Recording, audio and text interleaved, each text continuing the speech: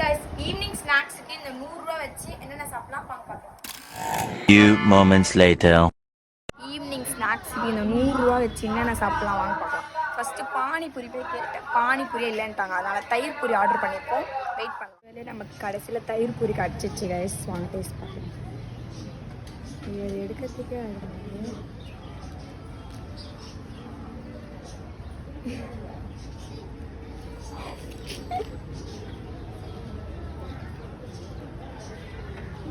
தயிர்பூரி வந்து 30 ரூபா கைஸ். 100 ரூபாயில் 30 ரூபா போயிடுச்சு.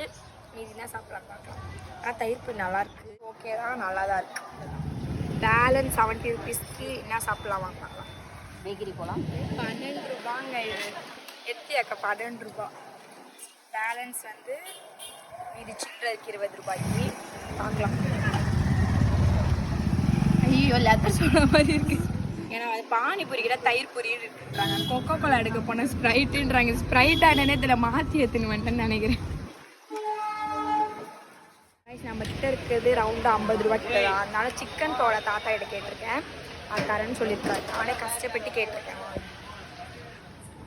ரைஸ் 100 கிராம் சிக்கன் பக்கோடா 50 ரூபா. வாங்க டேஸ்டிங் தான்.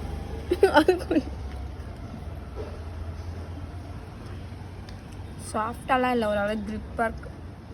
பட் நல்லாயிருக்கு.